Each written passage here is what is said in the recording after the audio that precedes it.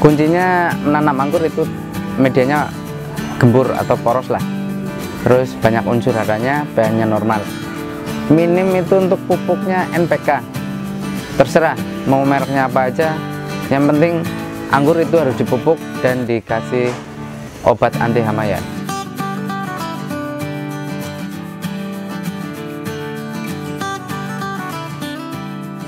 Assalamualaikum warahmatullahi wabarakatuh.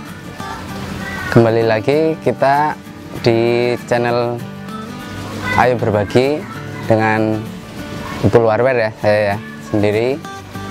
Terima kasih juga atas supportnya, atas video yang kemarin tentang masalah anggur ya, tanaman anggur. Dari kita akan coba untuk membantu pertanyaan-pertanyaan yang banyak kawan-kawan ditanyain di video Ayo Berbaginya yang masalah anggur. Mungkin saya akan bantu coba ya sepengalaman saya tentang di anggur. Mudah-mudahan bermanfaat bagi rekan-rekan pengangguran juga.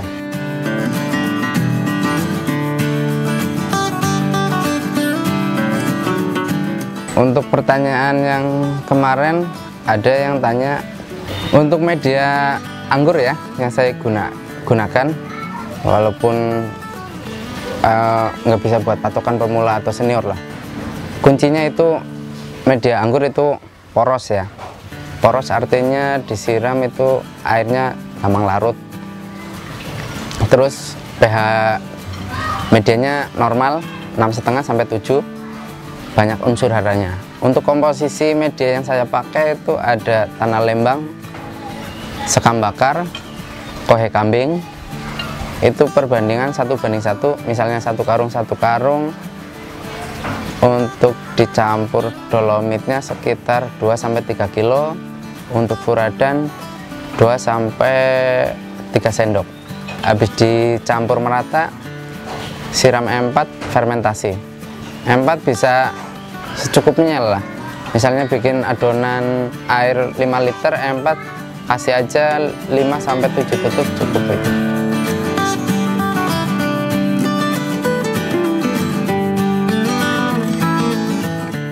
Ada yang tanya tanam anggurnya itu beneran di atas rumah atau enggak? Saya jawab iya, di atas rumah. Pastinya di lantai 2. Saya ada 2 tanaman, 2 tempat dulu ya, dulu sama sekarang. Dulu itu saya tanam numpang di tempat kerja di lantai 2, bentuknya mirip kolam ikan bak, cuman diisinya tanah. Itu medianya cuma ketebalan sekitar 20 cm sampai ya kurang lebih 25 cm lah itu. Cuma berhubung karena lebarnya 3 meter, panjangnya 12 meter, media cukup banyak ya pastinya itu kan. Sekarang saya tanamnya di atas rumah saya sendiri dengan media pakai planter bag sama pot.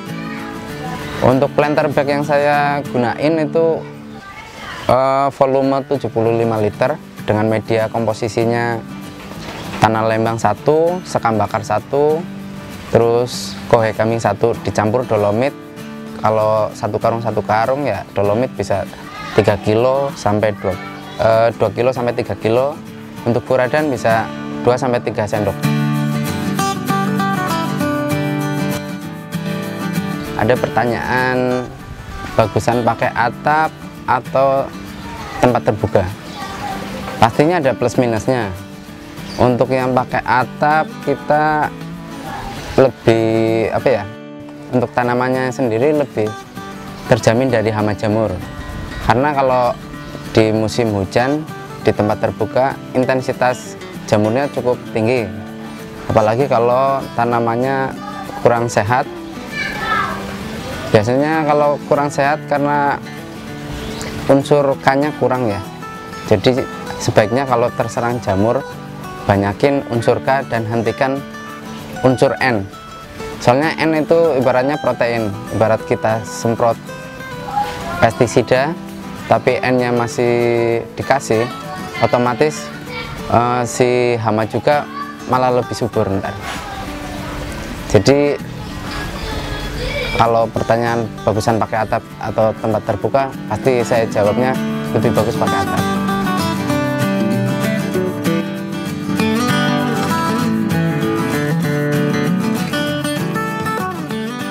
Teman yang mempertanyakan, dia punya pohon anggur udah besar tapi nggak berbuah. Mungkin dianya nggak melakukan atau mengaplikasikan pruning ya, atau pemangkasan total. Jadi anggur itu kalau pengen berbuahnya serentak harus di pruning atau pangkas total dari 100% disisain cuma 25%. Gitu. Nggak cuma dirontokin daun aja, tapi harus batang juga dikurangin gitu. Ya minimal kita pangkas batang lah ya, minimal itu. Kalau pengen berbuah minimal harus ada yang dipangkas batangnya. Dan standar batang pembuahan itu seukuran pensil. Jadi kalau rekan-rekan pengen buahin anggur ya cari batang yang udah seukuran pensil, minimnya itu ya dipotong. Terus mata tunasnya atau butnya biar pecah tunas bawa bunga.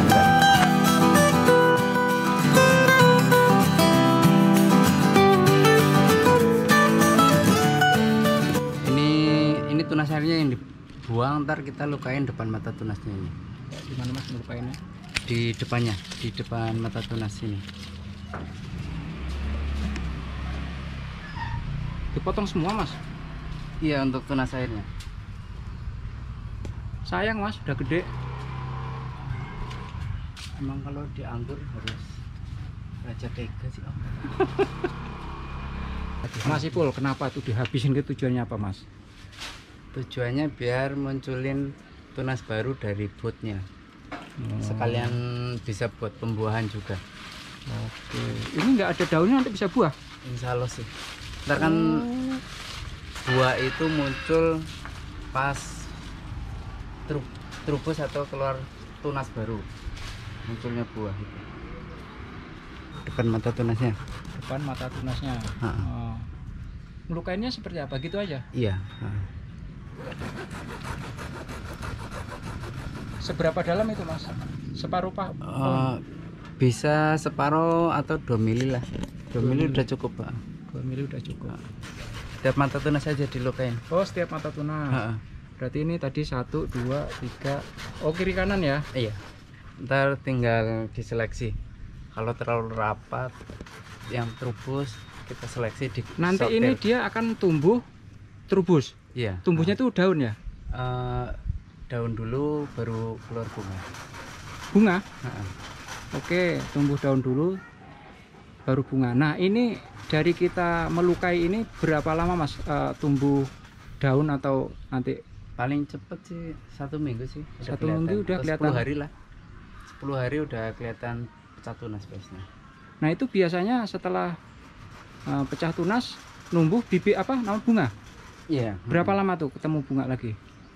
Paling kalau ini udah pecah sekitar 3 hari udah kelihatan antara yang mau bawa boleh sama yang enggak. Setelah kita lukain, apalagi nih yang harus kita lakukan? Pengolesan dormek ya. Pengolesan dormek. Apa itu dormek? Dormek itu sejenis hormon biar butnya pecah serentak atau semprot serentak. Oh, jadi ini kita lukain dulu, nanti baru kita oles dormek. Habis semprot oles dormek, sorenya kita semprot fungisida sama insektisida. Nah, ini sebaiknya kita lakukan untuk ini pagi, sore, apa siang, Mas? Untuk melakukan pruning? Iya. Bebas sih. Sama aja, menurut saya sih sama. Mau dilakukan pagi, siang, sore sama aja. Oke. Nggak ada pengaruhnya untuk pruning ya. Dormeknya cuma 1 mili, terus air cuma 1 cm ya. Kalau ini sih yang penting udah kelihatan pekat, udah cukup lah. Nah, ini tujuan dikasih dormek untuk apa, Mas? Buat mata tunasnya pecah serentak. Jadi trubus serentak kayak ini hasilnya. Hasilnya ini mana? Ya, Pak, ini. walaupun masih ada sebagian yang nggak pecah tunas ya, ini udah. Wah, Tapi ini silo nggak berat. beratnya Ya pokoknya lumayan lah ya. pokoknya ngerti lah. Heeh. Yang ahli pengangguran ngerti. Yang diolesin yang pas tadi dilukai ya? Iya, sama mata tunasnya. Mana Mas? Ulang lagi Mas. Yang barusan dioles. Sama mata tunasnya yang dipotong ya? Iya. Oke, ini kita kasih berapa kali Mas? Paling 2 kali. 2 kali. Sekarang ini baru dilukai, terus kapan lagi dikasihnya? Paling besok pagi. Besok pagi. Nah setelah kita ngasih Dormek ini dikasih apa lagi Mas? Fungisida ntar sore paling. Oh sore. Nah, Nah setelah jadi ini udah agak kering, pastinya dia ntar kalau si pohon sehat dia ngotor air.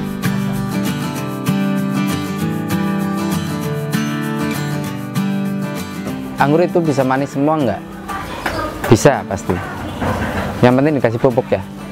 Tinggal pupuknya pakai apa? Minimal itu KCL. Kalau mau pakai untuk perasa manisnya. Isabella juga bisa manis. Cuman harus dikasih KCL. Tapi kalau varian-varian yang apa? Lokal itu emang dominan asam ya, tapi bisa dilarikan manis bisa itu. Cuman rasanya tetap ada segernya itu, ada manis-manis asam itu. Beda sama anggur yang saya budidayakan itu, rata-rata dari si pohonnya aja udah termasuk manis ya.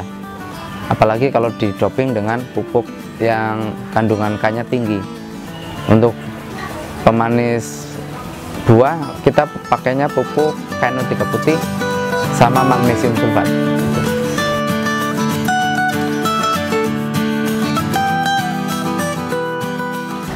Hama anggur itu banyak ya, jadi ada hama insek itu serangga, ada hama fungisida itu jamur. Jadi kita harus tahu dulu obatnya apa. Kalau hamanya insek kita cari insektisida, jangan pakai fungisida obatnya, karena nggak bakalan mempan, si hamanya nggak bakalan mati. Misal terserang hama trip ya, maka sebaiknya dilakukan penyemprotan dengan bahan aktif abemectin. Untuk merek dagangnya bisa pakai Abasel, bisa pakai Demolis. Itu misalnya si pohonnya terserang hama trip, lakukan penyemprotan 3 hari sekali. Kalau udah sembuh baru kembali lagi 1 minggu sekali gitu. Untuk hama jamur banyak ya, jamur juga banyak. Ada jamur kuning, ada jamur embun tepung atau powder middle itu, terus sama jamur antrak. Kalau hama jamur sebaiknya unsur N-nya dikurangin, banyakin K, baru diaplikasi fungisidanya.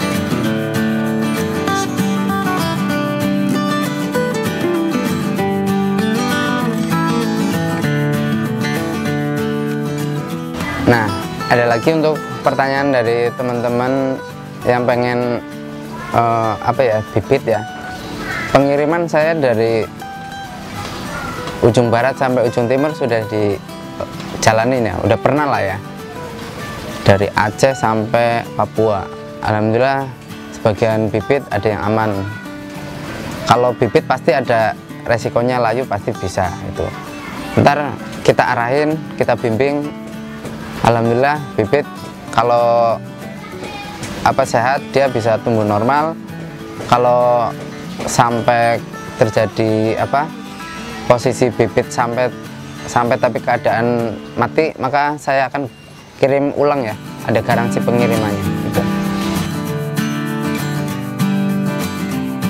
Pengirimannya saya pakai karton, jadi bibit di wrapping dulu medianya, jadi dibikin aman dulu lah ya, biar posisi kebalik dia nggak tumpah medianya. Dan untuk bibit sendiri saya nggak pernah mengurangi media tanam, karena mengurangi media tanam itu resikonya sangat tinggi.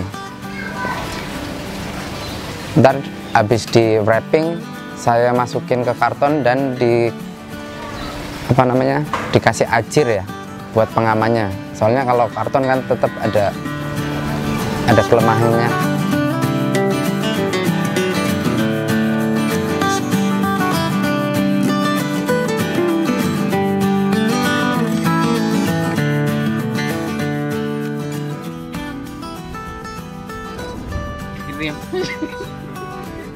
Terima kasih teman-teman atas pertanyaannya di video Ayo Berbagi tentang masalah anggur. Mohon maaf untuk pertanyaan nggak bisa saya jawab satu persatu karena pertanyaannya sangat banyak. Saya cuma bisa mewakili, dan karena waktu juga nggak cukup ya untuk menerangkan satu demi satu itu. Mudah-mudahan pertanyaan ini cukup lah untuk mewakili beberapa pertanyaan teman-teman. Kalau misalnya dari teman-teman kurang paham atau pengen tanya langsung, nggak apa-apa, di via WA saya 087 883 454 313. Atau kalau yang deket bisa kopi darat langsung, silakan, boleh. Sekalian biar bisa tahu bentuk-bentuk tajuk, ntar kita arahin. Kalau minat bibitnya, alhamdulillah saya juga senang.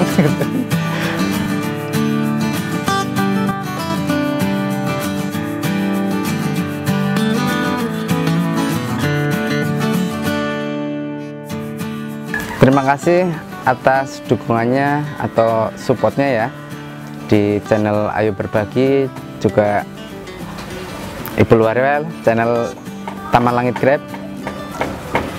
Mudah-mudahan video ini bermanfaat dan sebagai inspirasi untuk rekan-rekan yang pengen bertanam anggur. Salam pengangguran, salam sukses. Ayo berbagi. Ayo berbagi.